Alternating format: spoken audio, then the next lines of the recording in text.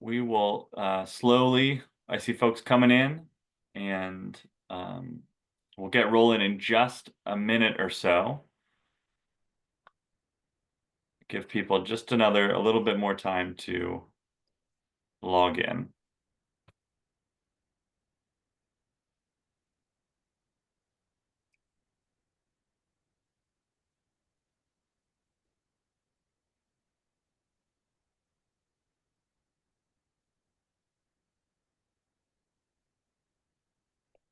Let's get going. My name is Jack Reitz. I'm the Director of Engagement with Jewish for Good. We are here at the 2025 Jewish Book Festival. This is a collaboration between Jewish for Good, Kehillah Synagogue, Bethel Synagogue, and Judea Reform Congregation, and we are running all week long. We've made it to the halfway point through the festival, and it's grateful to see so many folks coming back for multiple different events. There's still time to spread the word and tell your friends about the festival. We are still accepting RSVPs. We are going to be here on Zoom tomorrow talking about the book When Women Ran Fifth Avenue. Weather permitting, we'll be in person on Friday at the JCC to talk with Adam Sobsby about his book, A Jewish Appendix. If the roads are still not drivable by Friday, we will reschedule that. So we will reschedule that date if it is not drivable on Friday. And then we wrap up on Sunday with Ruth Behar's Across So Many Seas, Laura Gutman's Army Brat, and then 2 other local nonfiction writers in person at the JCC. So it's a big event. Please, we really hope to see you at as much of it as you are able to do so. Let's see. And the last thing I want to say is that if you like the book festival, you may also like the food festival. It is not too late to RSVP for that as well. Tickets are already selling, and it is starting. That event is March 9th. So if you want to come in person to the JCC, get Jewish food from all over the area, please RSVP and join us for that. We've got a fantastic talk coming your way. If you have questions during the presentation, feel free to add them to the chat, and we'll go through all of the questions at the end.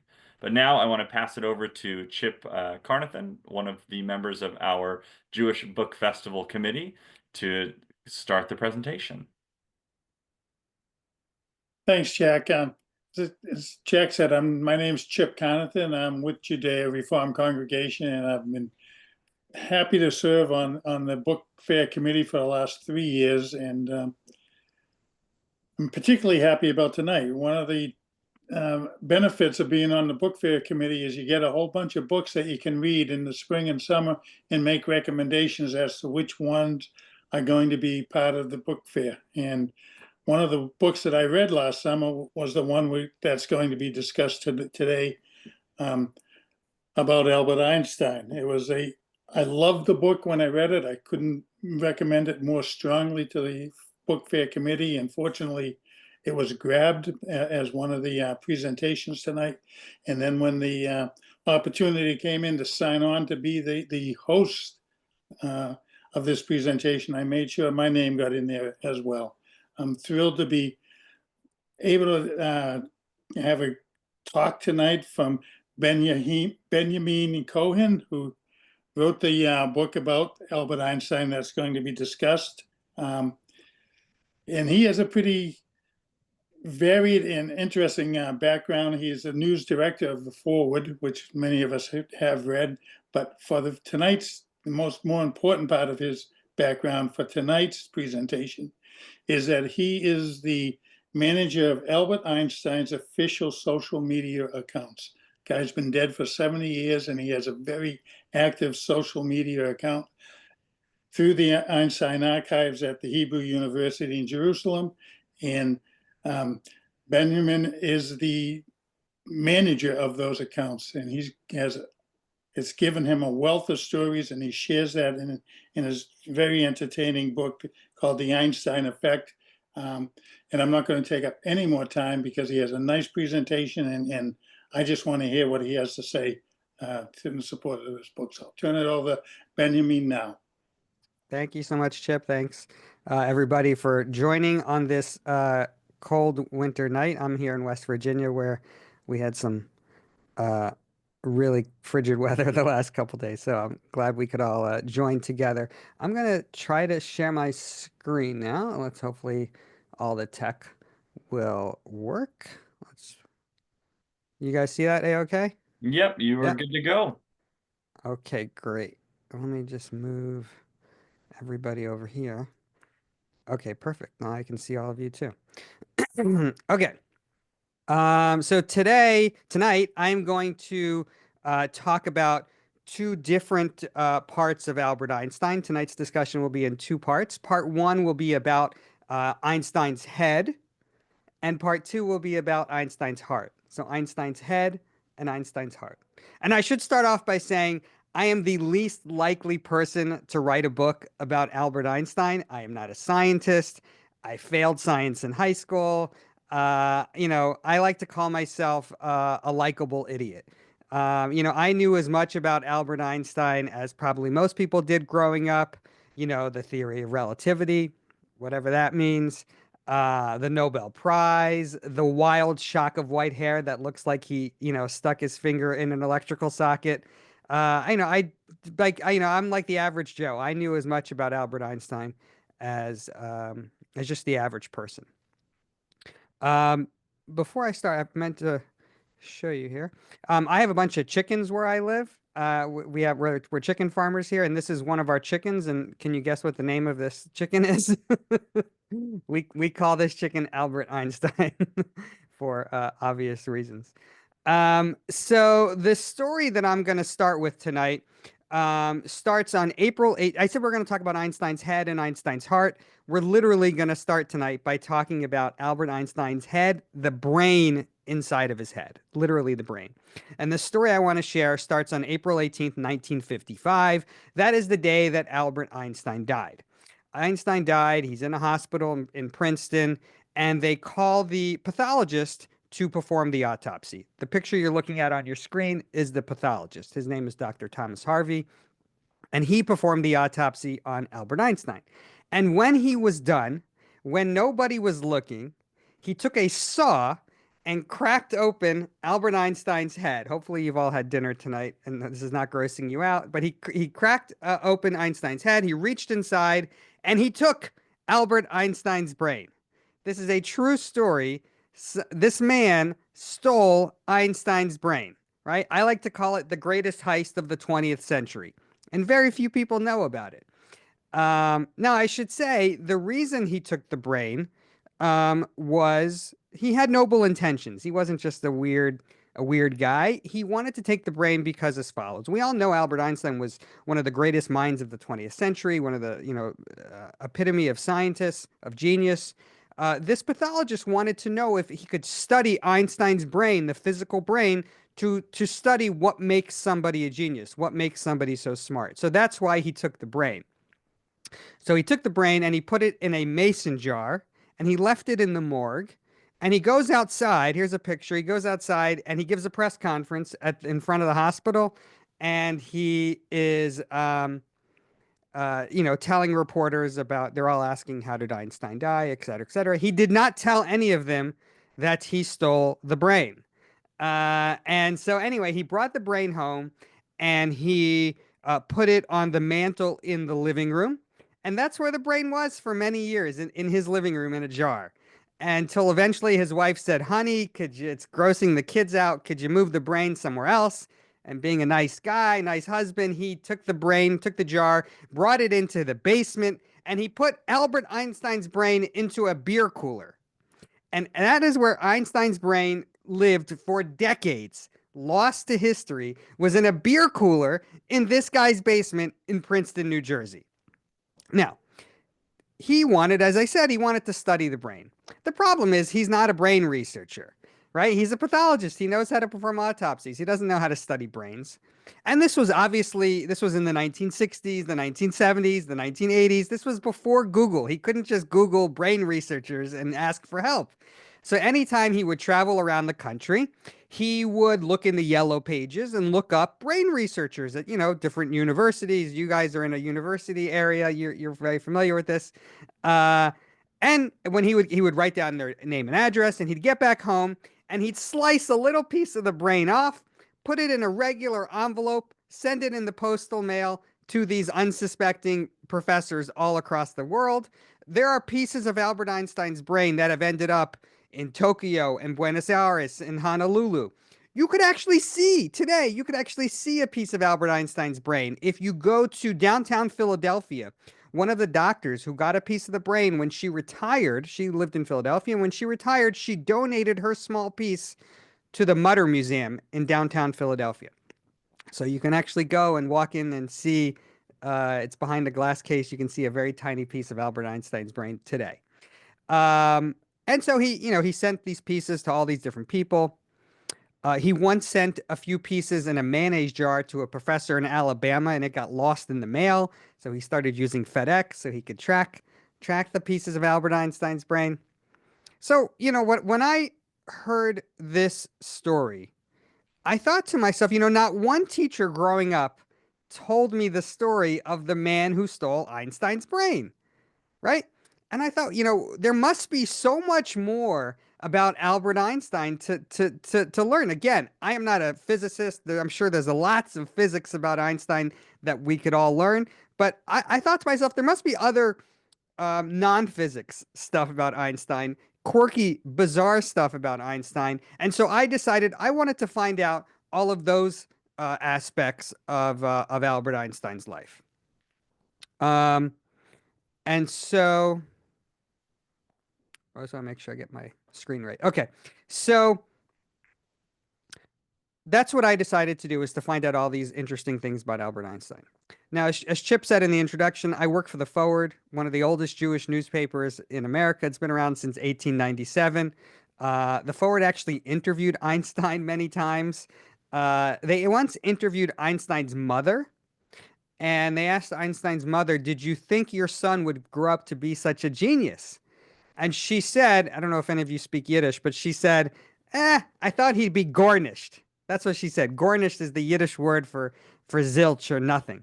Even Albert Einstein couldn't impress his mother, his Jewish mother. And so we have an archivist at the Forward, and I asked her if she could find me this article of Albert Einstein's mom calling him garnished. And she did. Here it is right there. And if you could see the first line, it says Albert Einstein Mama. I don't speak full Yiddish, but yada yada. And then the last word of the second line says garnished. And this was the front page of the Forward that day. It must have been a very slow news day. Nothing else was going on that day that they decided to run this on the front page. So I started, I wanted to write articles about Albert Einstein, and, so I could learn new things about him. And so I figured, maybe once a month I would, I'd Google and try to find some story about Albert Einstein. But I checked Google every day, and every day I would find 5 or 10 stories about Albert Einstein. He's been dead for, 70 years, and there's still stories about him every single day. So what kind of stories? First of all, there's a lot of science stories about Einstein. There's a lot of modern day researchers, scientists, physicists, who are trying to work with Einstein's theories and improve on them and make, and learn more from Einstein's theories. And so every day you see scientific discoveries. I think last week there was a telescope that discovered something in space that was something Einstein predicted, and this telescope, just last week, a NASA telescope discovered it. So he's always in the news for science reasons. As a matter of fact, in the last 25 years, since the year 2000, 5 of the Nobel Prizes in physics have been awarded to scientists working with Einstein's theories. So he's still very relevant in the scientific community. But it's not just scientists. I started to find other interesting stories about Albert Einstein. So there is, for example, a very large memorabilia market for Albert Einstein. As a matter of fact, one of the largest private collectors of Albert Einstein memorabilia, lives in North Carolina, actually, as an older Jewish gentleman who's has hundreds of Einstein's documents and things that he collects, and he actually donated a bunch of them to the Einstein estate at Hebrew University a few years ago. But I digress. So there's a large memorabilia market for anything related to Albert Einstein. So, for example, Einstein used to smoke a pipe. He loved smoking his pipe. He had pipes in every room of the house. A few years ago, Sotheby's put one of his pipes up for auction, and it sold for over $1 million, right? People just wanted to touch something that Albert Einstein touched. Albert Einstein loved wearing this leather Levi's jacket, which you can see here in the picture. He used to wear it all the time. You know, he was a schlubby guy, schlubby German Jewish scientist, and he was trying to look all cool American James Dean in this leather Levi's jacket.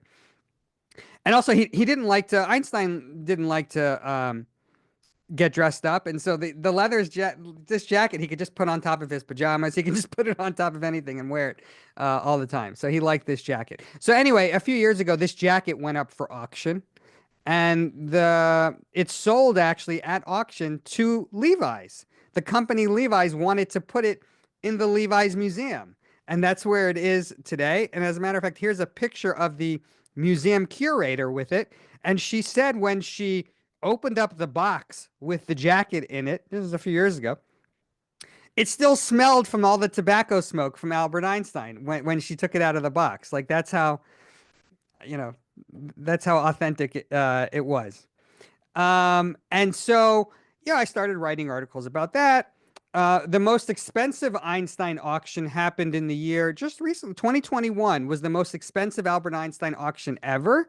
They found a few of his documents that he was working on the theory of relativity. It was a bunch of like his scribbling, trying to figure it out. It sold in Paris for $11.4 million, right? So you can see he's still, even though he's this, very wise man from the early 1900s, in the year, in modern day times, people are still fascinated with him. In the book, The Einstein Effect, available wherever you buy books, I write about this guy in Connecticut who has the world's largest collection of celebrity hair. He holds the Guinness World Record for the largest collection of celebrity hair. He has some of astronaut Neil Armstrong's hair from Neil Armstrong's barber. And I went to visit him at his house in Connecticut, and he has a Ziploc bag full of white hair. And he goes, Benyamin, this is Albert Einstein's hair. Now, I don't know if it really was Einstein's hair, but he claims it is. It just goes to show you that, Einstein is just as relevant today as he has been for over a century. So I started writing all of these articles about Albert Einstein, and eventually one day I get a phone call from the Albert Einstein estate, which is at Hebrew University in Jerusalem, and I'll explain later tonight why it's at Hebrew University in Jerusalem. But Albert, and it's his archives. He has tens of thousands of scientific writings, his documents, all of his notebooks are there. And they call me up, and I was a little nervous that they were calling me up because I thought maybe, they're a bunch of serious academics. I thought maybe they're upset that I'm writing all of these weird stories about Albert Einstein's hair and Albert Einstein's brain and Albert Einstein's jacket. But no, they said something to me very interesting. They surprised me when they said this to me. So I need to just give you a little bit of explanation about social media to tell you what they said to me. So when social media first started, I don't know, what's it been, like 15, 20 years now? When Facebook first started, when Twitter first started, when Instagram first started, they reserved pages for dead celebrities. So for example, they reserved the facebook.com/Elvis Presley. They reserved the Elvis Presley page. They didn't want some Joe Schmo in his basement to grab the Elvis Presley page and start posting whatever they wanted to post on it. So they reserved that page, the Elvis Presley page, and they gave it to Graceland in Tennessee, in Memphis. And Graceland can post, whatever they want. Graceland t-shirts, pictures of Elvis, whatever they want. So similarly, they reserved the pages for Albert Einstein. So Facebook, Twitter, Instagram reserved pages of Albert Einstein, and they gave it to the Albert Einstein estate at Hebrew University. And so in 2017, I get a phone call from the Albert Einstein estate, and they said, listen, we're very busy doing science and academic research on Einstein. We have these social media pages for Einstein, and we're too busy to manage them. You seem to know a lot of funny stories about Albert Einstein. Would you like to run Albert Einstein's social media? So I said, sure, that sounds like a fun side job. So since 2017, I am Albert Einstein. So when you go on to social media and you follow Albert Einstein, it's actually me. And Einstein has 20 million fans on social media. To put that in perspective, Albert Einstein has more Facebook fans than Tom Hanks. And Einstein is by far, hands down, the most active dead celebrity on social media. John Wayne is on Twitter, but he really doesn't have much to say. Marilyn Monroe occasionally will offer some fashion advice on social media, but nobody is as prolific as me, as Albert Einstein. I post about 7 or 8 times a day on Einstein's account. So it's a very, very active account. And so you're probably wondering, okay, what do you post 7 or 8 times a day? So a lot of what I post is some of these articles I've been talking about, science articles, weird articles. There are some regular features that I do. For example, the Einstein archives gave me hundreds of photographs of Albert Einstein, many of which have never been seen before. And every Thursday, I do a post called Throwback Thursday, where I showcase an old photograph of Albert Einstein. This is a photograph of Einstein and his wife at the White House. I think that's President Harding next to him. So that's a photo. Many people have not seen that photo. Here's another photo I bet you've never seen. This is a photo of Albert Einstein in Manhattan on top of Rockefeller Center, in the middle of Manhattan. So that's something I do every Thursday. I do a Throwback Thursday post. As we all know, Albert Einstein is very famous for his quotations. You know, many of his quotations are on coffee mugs, on posters. They're very inspirational quotes. So every Wednesday, I do something called Wednesday Wisdom, where I share an inspirational Einstein quotation. And then, you know, as I said, we have 20 million fans, and they often will send me artwork, drawings, paintings that they made of Albert Einstein. And so every Friday, I do something called Fan Art Friday, where I share a piece of artwork from one of these 20 million fans that they submit. So there's a recent one I did. You see, some of these are pretty amazing pieces of art. It's funny. I get, you know, teenagers in India will message me asking for help with their science homework. And little do they know, some short Jewish guy in West Virginia is pretending to be, you know, a Nobel Prize winner. So that is, you know, it's the most bizarre job I've ever had. If you had told me growing up, you know, social media wasn't even around, the internet wasn't even around when I was growing up. If you had told me that I get to be Albert Einstein, I would not have believed you. I'll tell you a funny aside that I haven't told other people yet because it's relatively new, is that since I took over Albert Einstein's account, now other dead celebrity estates are hiring me to run their accounts. So not only do I run Albert Einstein's account, but I also, and you guys are the first to know this, I also manage Robert Oppenheimer's page, Maya Angelou's page, and astronaut Neil Armstrong's page. So I do that all here from my computer in West Virginia. And it's an awesome responsibility to speak for these, you know, icons. You know, I don't take it lightly. You know, I always make sure, you know, I double check the spelling. I don't want to embarrass these famous people and, you know, do something. You know, I have on my phone, you know, the account, so I can also post it from my phone. And I once posted a photo of my chickens, and thought I was posting it to my own Instagram account, but I actually posted it to Einstein's account. So I have to be careful, you know, when I'm posting, because it's just one button, and I could make that mistake. So one of the things I like to share with Einstein's 20 million fans is to show them how Well, first, let's back up a second. Why does Einstein have 20 million fans, right? Shakespeare doesn't have 20 million fans, right?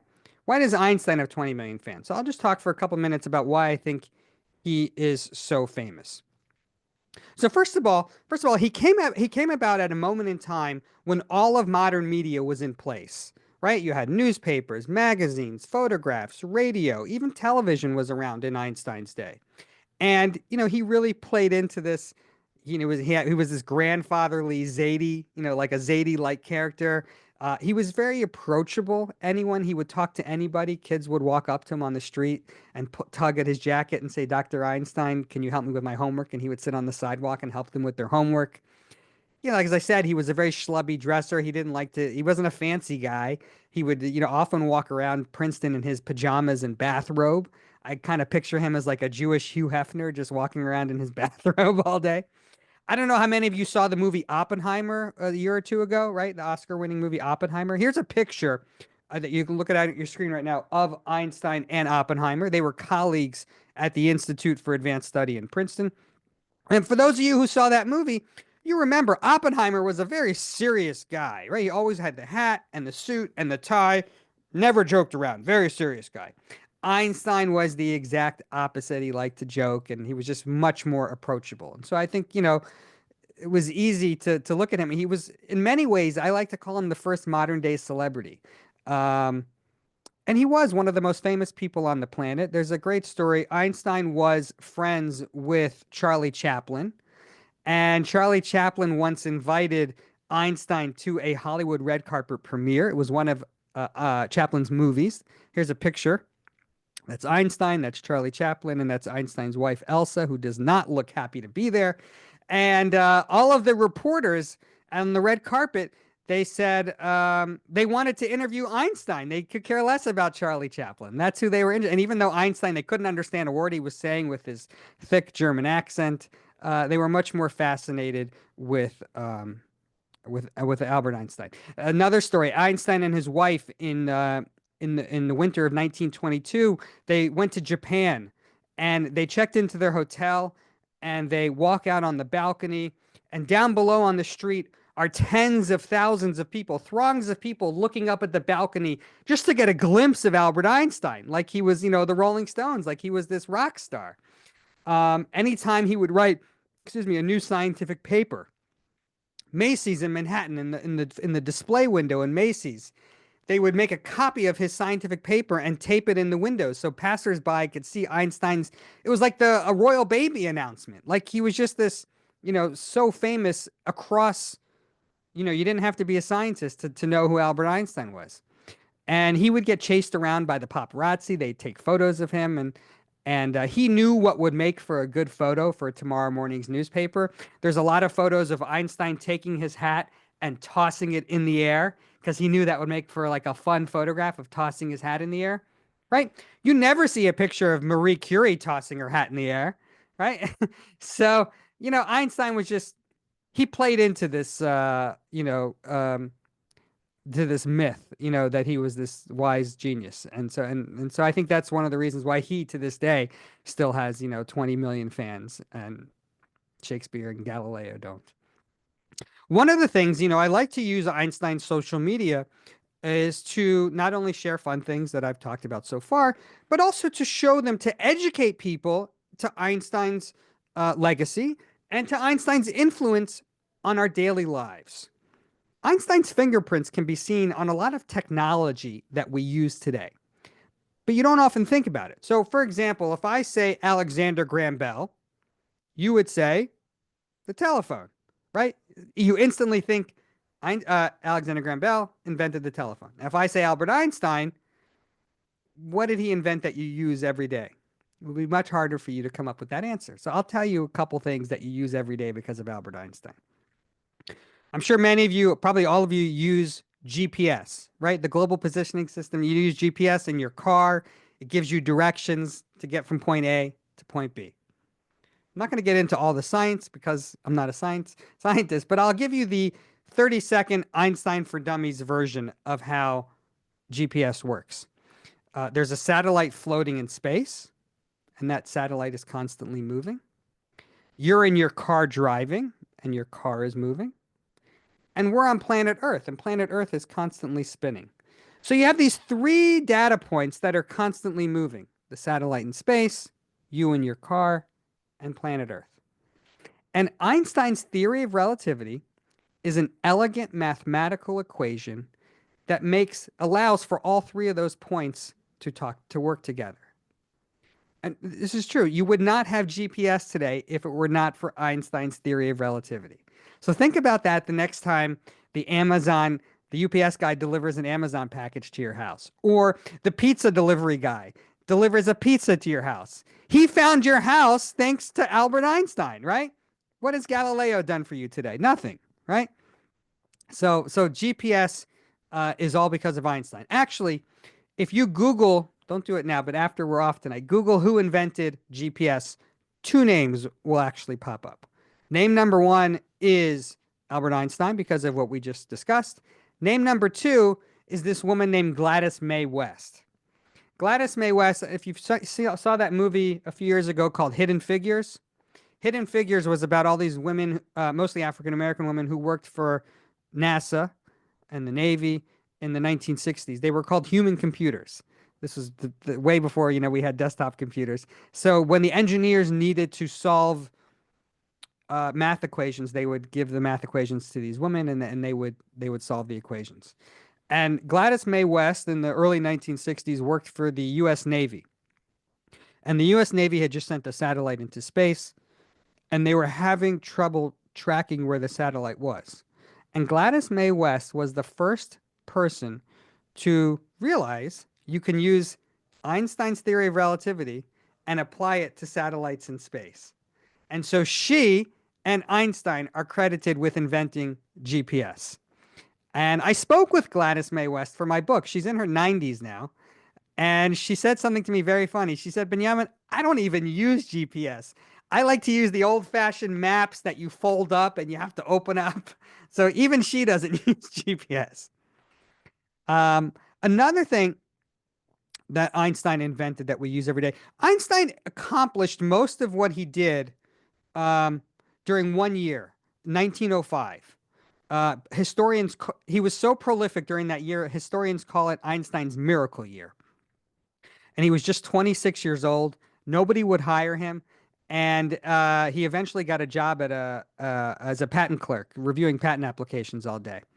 And he came up with all of these great ideas that revolutionized science during that 1 year. And one of the things he came up with was something called the photoelectric effect. The photoelectric effect is basically turning light into energy. So the easiest way to think about that is, you remember the old days when you had a remote control and you'd see like a little red laser would come and maybe the channel would change or the volume would change? That is the photoelectric effect. You hit a button, a light comes out, and like the channel changes. So when you're watching Netflix tonight and you hit pause on your remote, you have Einstein to thank for that. You see the photoelectric effect everywhere in life. When you go to the checkout, the self-scanners, and you see that red line, and you scan your cereal box, your barcode over that red line.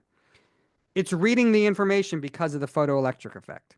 When you walk into the grocery store and you step on the mat and the doors automatically open, the photoelectric effect is making that happen. The photoelectric effect is everywhere in our daily lives, and it's something that Einstein came up with in 1905. As a matter of fact, Einstein is famous for what? Theory of relativity, E equals mc squared. That's not what he won the Nobel Prize for. He won the Nobel Prize for the photoelectric effect. That's how important it was. So I said tonight I'm going to talk about two parts of Albert Einstein, Einstein's head and Einstein's heart. So we've talked about Einstein's head. We've talked about literally the head, the brain that someone took. And we've talked about some of the ideas that came out of that head. Now I want to pivot and talk about Einstein's heart. Now, don't worry, nobody actually stole Einstein's heart. When I say Einstein's heart, I mean his soul, he was a mensch. Einstein was a humanitarian, a very big humanitarian. And as a matter of fact, I think, 100 years from now, I think people are going to remember Einstein more as a humanitarian than as a scientist. And let me explain. So we all know, this is a picture of Einstein in Berlin in the early 1930s. Einstein was the most famous Jew in all of Germany in the early 1930s. He had already won the Nobel Prize. He was world famous. And the Nazis put a bounty, a $5,000 bounty on Einstein's head. There were at least 2 assassination attempts on Albert Einstein in Berlin in the early 1930s. And so Einstein knew it was time to get out of Germany. And he and his wife were very fortunate. In October 1933, they were able to immigrate to the United States. And they came on what's called an EB-1 visa. Visas are all in the news right now. He came on an EB-1 visa. An EB-1 visa is for someone of high academic achievement. A lot of American universities were at the time were trying to get the best and the brightest professors from all over the world. They created this visa that would make it easy for professors, foreign professors, to come to the U.S. When Einstein came, the U.S. changed the name of the visa. It's now called the Einstein visa. To this day, literally today, people are still coming to the United States on what's called an Einstein visa. They've lowered the standards. You don't have to be someone of high academic achievement. You could just be someone of high achievement in any field. So, for example, a lot of professional athletes, if like I don't know, a Spanish soccer player wants to move to the United States to play soccer in America, he could come on an Einstein visa. Anyway, when Einstein gets to America, he wants to help rescue as many fellow German Jews as possible. And so he launched a nonprofit organization called the International Rescue Committee. The International Rescue Committee was launched in 1933 to help get Jews out of Germany. And they were successful, obviously not enough, but they were successful to a point. They were able to get some Jews out of Germany. Now, the International Rescue Committee is still around today. As a matter of fact, the International Rescue Committee, the group that Einstein founded, is one of the largest refugee aid organizations in the world operating today. And if you remember, in February 2022, when Russia invaded Ukraine, so we read about all of these Ukrainians who needed to flee. Hundreds of thousands of Ukrainians fled right at the beginning of the war, and lots of groups helped them. One of the groups that helped the Ukrainian refugees get out of Ukraine was Einstein's International Rescue Committee. I interviewed for my book this Jewish Ukrainian woman named Hannah, who was saved by Einstein's group. And I interviewed her, and she said to me, "I am only alive today because of Albert Einstein." Can you imagine that? Again, look at his influence. He's been dead since 1955. And still, in the year 2022, he was still saving people's lives. And so the International Rescue Committee, as I said, is a big organization. And every big organization has a celebrity spokesperson. Obviously, Einstein can't be the celebrity spokesperson for this group. He's dead. So they got the next best thing. They got actor Mandy Patinkin. Many of you may know Mandy. He's an actor of Chicago Hope, Homeland, Princess Bride, my favorite movie. He's also a great Yiddish singer. He tours the country singing, giving Yiddish concerts. And he's also an activist, and his cause is helping refugees. And he is the spokesperson. He has been the spokesperson for almost a decade for Einstein's group.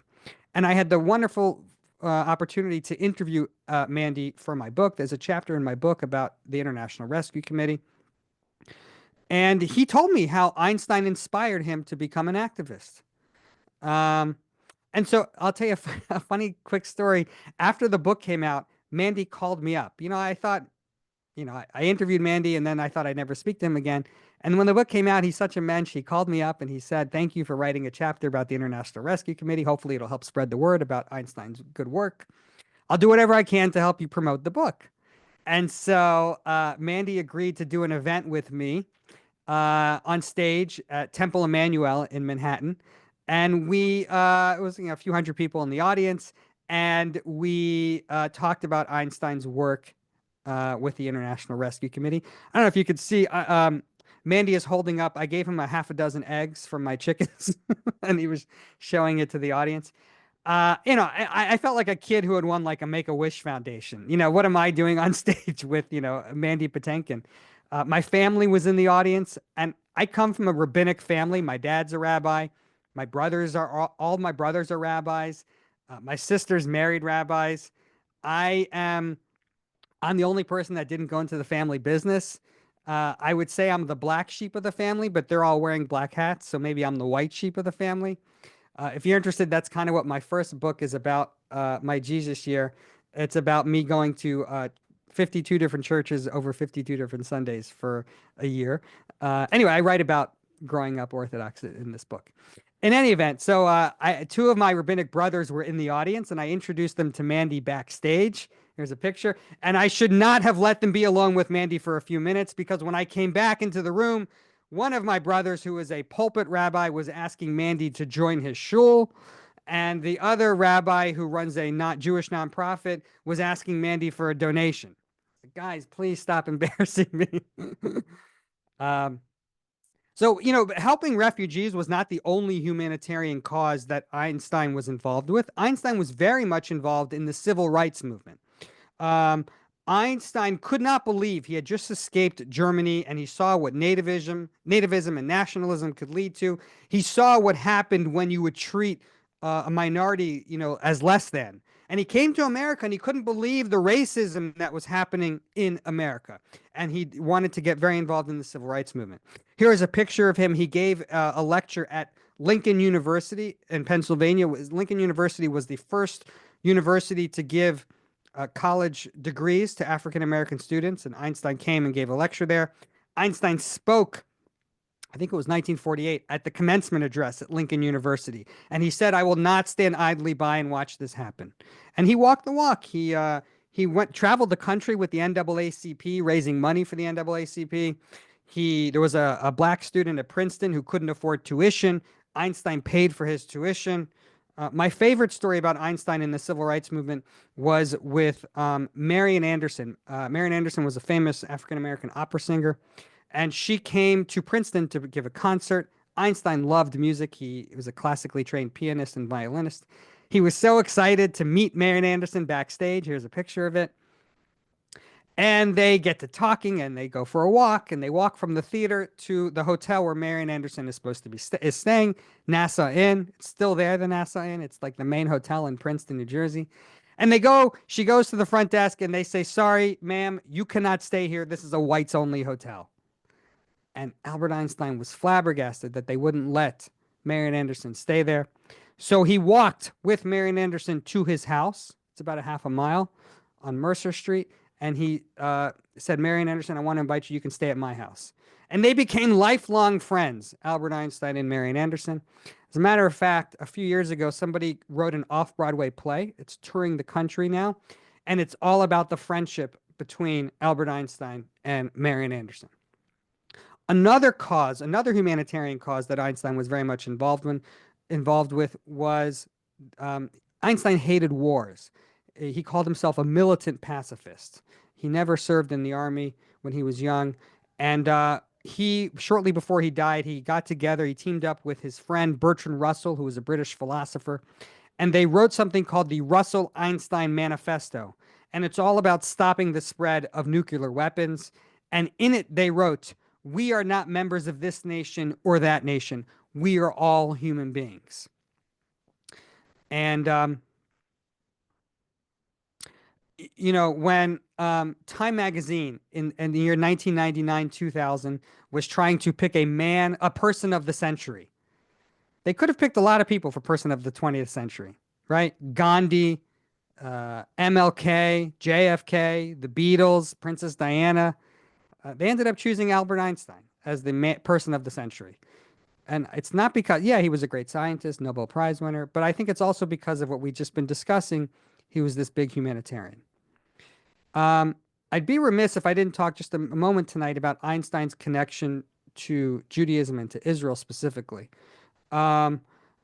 Einstein made his first trip to America in 1921 with Chaim Weizmann, who was a friend of his. Chaim Weizmann, before becoming the president of Israel, was a scientist, and so they were science buddies. And Chaim Weizmann invited Einstein to go fundraise in America, right? Even Jewish fundraising goes back as far as 1921. They traveled the country raising money for the new upstart state of, this new Zionist state. Einstein went to Israel in 1923. He was there for 12 days, and he toured all around Israel. And while he was there, he helped establish Hebrew University in Jerusalem. So Albert Einstein was one of the founders of Hebrew University of Jerusalem. If you walk into Hebrew University today, in the main lobby, they have pictures of all the founders. You will see Einstein's picture right there. Einstein was the first president of Hebrew University as well, of the president of the board of governors of Hebrew University. So when Einstein died, he did not leave his estate to Princeton or the Institute for Advanced Study in Princeton. He left it to Hebrew University. It was 85,000 documents. It's all of his scientific writings.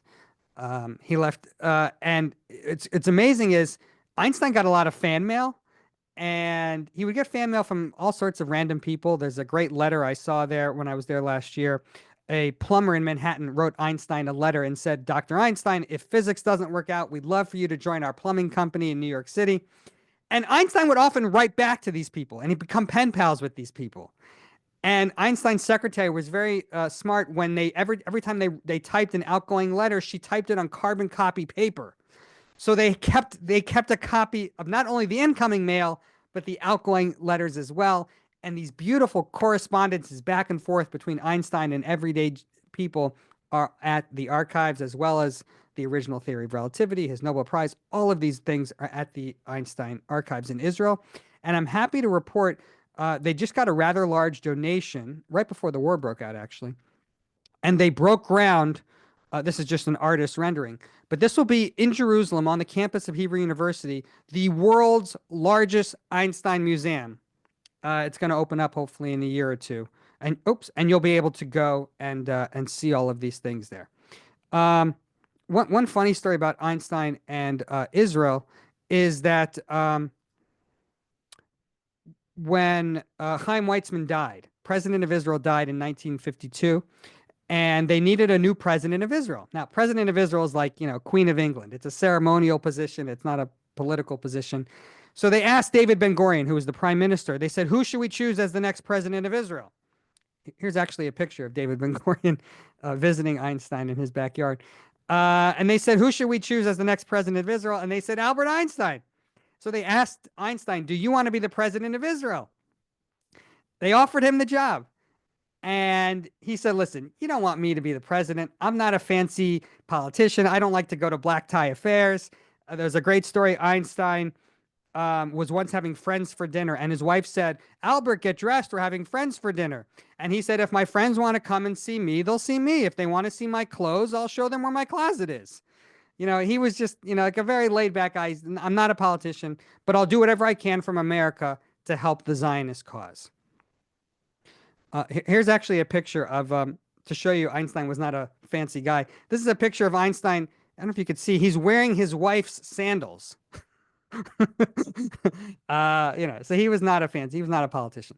But Yom HaAtzmaut 1955, all three major TV networks in America, CBS, NBC, ABC, asked Einstein to deliver a message in honor of Israel on Yom HaAtzmaut, Israel Independence Day 1955.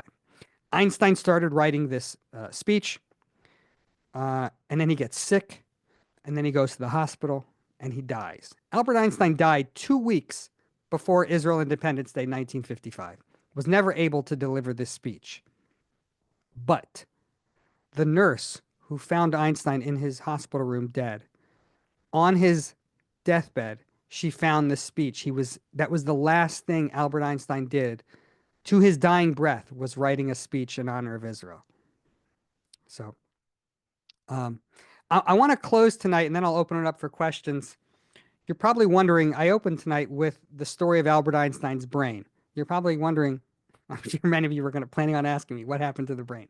So I'll save you the trouble of asking. I'll tell you what happened to the brain. This guy, this pathologist, kept it. It was occasionally would send pieces in the mail. In the mid 1990s, this is a picture of him. He's in his 80s, and he's like in his 80s in this picture. This is 1996. This picture. He had cut up Einstein's brain so much he now had it in 3 jars, and he was getting old. And he decided, you know what? I'm going to return the brain to Einstein's granddaughter, Evelyn. Evelyn lived in San Francisco, California. And so he rented a Buick Skylark, put Einstein's brain, these 3 jars, in the trunk, and drove on what must have been the most bizarre cross-country road trip. He drove from New Jersey to California, and he meets Evelyn Einstein for lunch at a restaurant. And he goes inside the restaurant. He leaves these jars in the trunk of the car. He goes and has lunch with Evelyn Einstein, Einstein's granddaughter. They seem to be having a good time. About halfway through the meal, Evelyn gets up to use the restroom. And this guy gets cold feet. He runs out of the restaurant, hops in the car, and drives all the way back to New Jersey with Einstein's brain. So he did not return it to Evelyn Einstein. Now, fast forward to the year 2007. 2007, it's relatively, when we're talking about Einstein, that's relatively recently, 2007. This guy is in his 90s, and he knows he's going to not be around much longer. And so he decides to give these jars to a younger doctor in Princeton who he was friends with. I say younger, the guy was in his 70s. He gave these 3 jars to this younger doctor. And he says, it's your problem now. And so now this younger doctor, he doesn't want anyone to know who he is. Again, he's in his 70s now, so he's not young, but he's younger than this guy. He doesn't want anyone to know who he is. He wants to remain anonymous, so you can't find him. He likes to be called Dr. X. Occasionally, some people will try to find him. So anyway, I'm writing this book, and in my book, I have a chapter about Einstein's brain. And I was like, I'm a journalist. I want to see if I could track down Einstein's brain, use my investigative skills. And I did. I tracked down Dr. X, and I called him, and I emailed him, and I said, I'd love to meet you and see the brain. And he kept saying, no, no, no, I don't want any publicity. Finally, about a week before I finished the book, he calls me up and he says, fine, you can come to Princeton tomorrow and I'll show you the book. I'll show you the brain. I live like 7 hours drive away from Princeton. I hop in my car. I immediately drive to Princeton. I check into the NASA Inn, the same hotel that wouldn't let Marian Anderson stay there. And I meet this guy in the parking lot, and he pops open his trunk, and in the trunk are these 3 jars filled with Albert Einstein's brain. And he let me hold the jars. And here I am holding the last physical vestige of Albert Einstein. And with this, I'll close and I'll open it up to questions. People always say, what would I talk, if I could have 5 minutes, I'm holding this jar and I'm thinking to myself, if I could have 5 minutes with Albert Einstein, what would I want to talk to him about? And what I would want to talk to him about is my favorite Einstein quotation. And this is my favorite Einstein quotation. I have no special talent. I am only passionately curious. Right? Look at that first sentence. I have no special talent. Albert Einstein, of all people, has every right to say, I have special talent. But he's so humble, as we've discussed tonight. He had such humility. What did his mother say? He's Gornish. He had such humility. I don't have special talent. I have no special talent. Imagine if some of the people leading, the bigwigs in charge today, the tech entrepreneurs, the politicians, imagine if they had just an ounce of Einstein's humility. I have no special talent. And what's the second part of this quote? I am only passionately curious. We've talked a lot tonight about Einstein the humanitarian. And what does it mean to be a humanitarian? It means to care about people outside of yourself, to care about other people. And that's what being curious is. When you walk up to somebody on the street, you could say, look at me, look what I accomplished, look what I did today. Or you could say, tell me about you. Tell me about your struggles. I want to learn about your story. And with this, I'll close. There are 2 big lessons. I've spent years researching Einstein and being Albert Einstein on social media to his 20 million fans. And the 2 biggest lessons I've learned about Einstein are, number 1, to have bold humility, and number 2, to always be passionately curious. And so I will stop talking. And I know I may have gone a little long, but I'm happy to stick around and answer any questions that people have. What a conclusion. That was a terrific presentation. And if you haven't read his book yet, his book is just as entertaining as that. Many, many anecdotes and insights into how the world looks at Albert Einstein now and how Albert Einstein looked at the world. And I was blown away by it, and I hope everybody else is as well. And Chip, if I can say 2 things real quick before you pass it open to questions, is that 1, the book is for sale at the JCC. So if anyone's intrigued by tonight and wants to grab a copy, we've got copies at the J, at the front desk. And 2, as you can probably tell, one of the things that makes this book special is that it's not a traditional biography. You know, you can get the biography on Wikipedia, you can learn the story somewhere else, but this is really about Einstein in a completely different light about his legacy. So it's a really, really neat story. Sorry to interrupt, Chip. I'll pass it back to you. No problem. I'm glad to have it. So I'll just ask you the first question, and then hopefully some other people will come in. Um, You've shown in a number of varied and ever-present ways that the effect of Einstein is still with us. And I think you probably touched on it quite a bit in your presentation, but which of these ways is most surprising to you?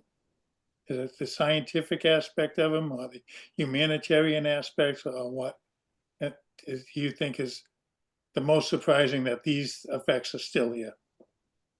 I think his legacy as a pop culture icon to non-scientists are probably his most enduring legacy. I mean, again, you could walk into a college student's dorm room today and see a poster of a rock band and a poster of Albert Einstein. Like again, you don't see that of Galileo or Newton or Oppenheimer, even like, other characters. Think about even Shakespeare or Maya Angelou or Neil Armstrong. Any of these people, they don't have that. He's just such an inspirational people to people of all races, of all denominations, Republican, Democrat, young, old, everybody, um, feels like they have a connection and are, inspired by Albert Einstein. To me, that's the biggest takeaway. I mean, I can't think of another, I mean, unless we're talking about like Moses or Jesus, like I can't think of another person who has just such like is beloved so ubiquitously by so many people. That's great. Yeah, one of my lab mates had a Einstein poster of him on a bicycle with this. Yeah. I want to say I'll try to freshen it up, but it's a very surprising grin on his face as he's riding his bicycle. But, Yeah. are there any other questions? Does anybody I have got a any? question here passed to me. It says, do you know how Einstein felt about the United States? I mean, it was his second home. I mean, he loved the United States. He um hated Germany, obviously, even though that was his native country. He felt so lucky to be able to immigrate to the United States. He became a United States citizen. Um, and I think he had issues with, politics and warmongering and, all the things that we're still talking about in 2025. Um, but he loved um, the U.S. very much, and he had many opportunities, even like after the Holocaust.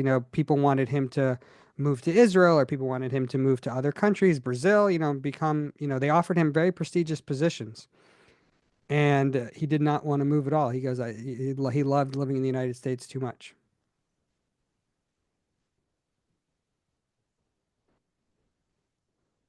So, in my opinion, you have one of the coolest jobs I've ever heard about. Um, and obviously, that's not something you live your life growing up and say this is going to be your career. But do you think you're going to need to train a successor? Uh, Eventually, one day, I guess, yeah. it Um, I, interests somebody to start prepping for it now. Yeah, I mean, I will say the interesting now that I do these other dead celebrities, Robert Oppenheimer, Neil Armstrong, Maya Angelou, they're a lot harder to do.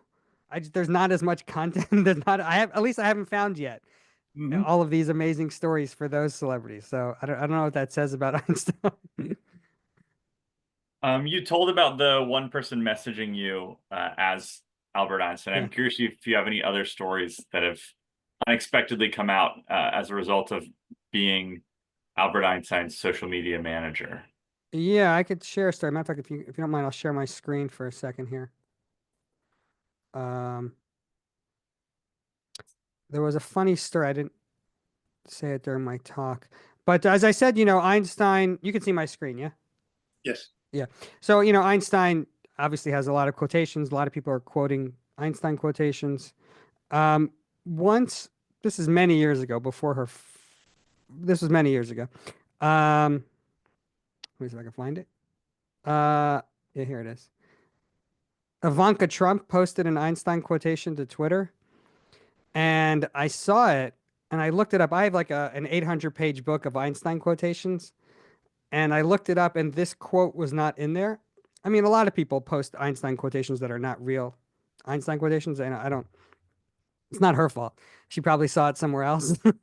But I put a comment as Einstein. I commented on her post, and I said, Ivanka, I never said that.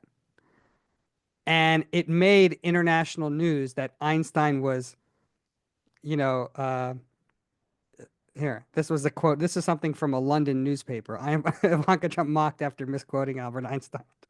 So that was something that, like, I got involved a little bit, with some social media fun. Um, that was one thing. I don't really I try to, I try to keep politics out of it. I try to keep it light and fun and for everybody. So occasionally, once in a while, I'll do something. I didn't even realize it would make a big deal, but apparently it did. Someone's asked how Einstein dealt with all the celebrity. Yeah, Einstein had a love-hate relationship with celebrity.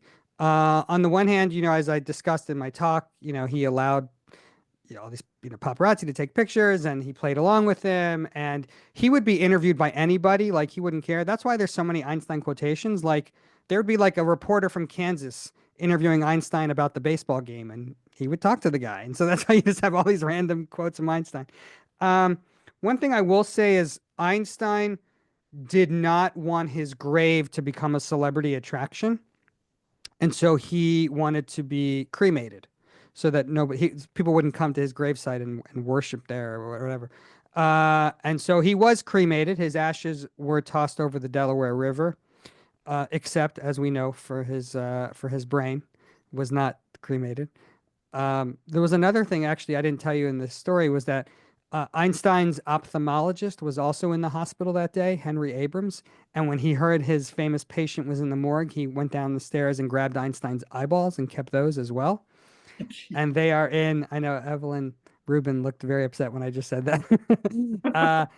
I actually just spoke with a member of his family yesterday. They said they are in a safe deposit box in New Jersey. Einstein's eyeballs. At one point in the 90s, Michael Jackson offered the family $5 million for them, and they declined. We do have a couple of questions in the chat that are related to some extent. The first question was his wife, and I assume means his second wife, was she part of his work and his philanthropy? And then the follow-up question is actually precedes that, was asking about his first wife, who was also a mathematician and worked with him on the theory of relativity, but was abandoned. This questioner says he abandoned her and his two children. Can you talk about that aspect of his life? Those are great questions. So, a couple things. So, Einstein was married twice. Einstein was not a great husband to his first wife. We've talked a lot about tonight. We've built Einstein up as this, great man. Einstein, times were different. Einstein was not a great first husband. He cheated on his first wife. And he met his first wife, Mileva, in physics school. She was a fellow physics student, and they became friends and started dating because Einstein was not a good note taker, and she was a good note taker, and he would go to her apartment and they would study together. And that's how their relationship and their romance blossomed. And Einstein, I said to you, Einstein, when he was 26 years old in 1905, did all of this work, including the theory of relativity. He was newly married to her, and he dictated, and she would write. So at night, he would come up with all these scientific ideas. He would dictate them, and she would write them all down. And so there are some historians who think that she deserves more credit for his scientific work than she gets. Most historians do not think that, but there are some historians who do. There's a book a few years ago called The Other Einstein, which is about her. I will say this. When Einstein won the Nobel Prize, he got divorced from his first wife. And when he divorced her in the divorce settlement, she asked for the Nobel. She said, if you ever win the Nobel Prize, I want the Nobel Prize money. And he agreed. And when he won the Nobel Prize later in life, he gave her the Nobel Prize money. Maybe he did because he felt like he was a bad husband. Maybe he did because he felt she deserved it in some respect. I don't know. His second wife, Elsa, was actually named Elsa Einstein before he met her. She was his, they were first cousins, which was, more common in those days back then to marry your first cousin. They had a better marriage. They stayed married until Elsa died. Einstein was a widow for the about last 10 years of his life. And they had, and she brought a daughter from her first marriage into the relationship. So Einstein had two sons he actually had a daughter and two sons with his first wife, and he had a stepdaughter with the second. She brought a daughter into that marriage. And I think for all intents and purposes, I think they had a better second marriage than, and she traveled with him. You saw during my presentation, Charlie Chaplin, yada, yada. She's in the White House. She's in a lot of those pictures, the second wife. Got a question here from Dr. Melzer says, what did Dr. X fear that Einstein's daughter would do with his brain if she ended up getting it? He wasn't afraid. I think it was his granddaughter, Evelyn.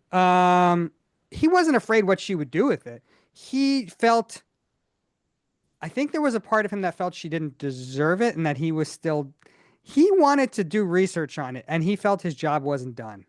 And he was just reluctant to give it up. I will tell you, there is two great books about the guy who stole Einstein's brain. Of course, you could read about it in my book, which I encourage you to buy at the front desk of the JCC. But there are two other books that are just about the stealing of Einstein's brain. The first one is called Possessing Genius, and it's about this pathologist and all of the people he sent pieces to and what they discovered. Some of them actually discovered some very interesting things about Einstein's brain and how it was special. So that's called Possessing Genius. It is an amazing book all about Einstein's brain. And remember I told you the road trip that he took from New Jersey to California to return the brain in 1997. He was very old at the time. He was in his 80s. He could not drive by himself. So a journalist found out about this, and a journalist drove him, the two of them in the car in the front seat, and the brain was in the trunk, and the two of them drove cross country. And this journalist wrote a book about that trip, and it's called Driving Mr. Albert is the name of that book. And it's another great book. So both of those books are all about the brain, and if you want to dive deeper into that specific story about it. There's also a documentary that came out last year called The Man Who Stole Einstein's Brain. It came out in Canada only because it was made by a Canadian film company. I actually am in the movie. I'm interviewed in the movie, and they hope to get it on an American streamer soon. So you might want to keep an eye out for it. It's called The Man Who Stole Einstein's Brain. That's great. I want to put out last call for questions. I do see one more here, but literally I don't know that anyone in their life will meet anyone who's knows more about Einstein than the person in the room now. So this is your shot, everybody. I don't know about that. So yeah, Benjamin, you can read that question from Mark. I don't know if you As any respectable genius, Einstein had his share of blunders, some admired. Do some have effect? I think, Einstein, two things. Einstein, for someone who invented GPS, Einstein had a horrible sense of direction. He never got his driver's license. He used to go sailing, and he would often get lost in a lake. He would go sailing in a lake, and kids would have to tug his boat back to shore. So I think, one of those lessons is, it was a typical absent-minded professor, is it's okay to make mistakes. And I'm a very OCD person, and Einstein was probably the exact opposite of that. So it kind of helped me just kind of chill out and relax. And the other thing along the same lines is Einstein did not take things very seriously, as we've discussed tonight. And I think that's a great lesson for all of us is, to be able to joke around and to not take things so seriously. That is wonderful. Well, thank you to everyone for attending. Thank you so much for your time. An incredible, memorable presentation. And there's lots more in the book than you heard here today. So grab a copy either at the J or somewhere else online. For everyone else here, we will be tomorrow at 1 o'clock. We've got Julie Sallow talking about When Women Ran Fifth Avenue. It's a interesting nonfiction book about women women's role in the rise of Fifth Avenue and, you know, that kind of that culture in New York in the turn of the century. So it's going to be really the rise of I forget the word I'm looking for here, but just like the big department stores, that's what it is. Like women's roles in the rise of department stores in New York City. So should be an interesting conversation there tomorrow at 1 o'clock. And even if everyone here in North Carolina is still snowed in, you can participate from home. And last but not least, it's not too late to sign up for the Jewish Food Festival happening in just a few weeks. Thank you all so much for attending. Thank you, Benjamin, for an incredible conversation. And Thank hope you. to see everyone tomorrow. Thanks, everyone. Thank you. It was wonderful. Thank you. Thanks, Chip, for hosting. My pleasure. That was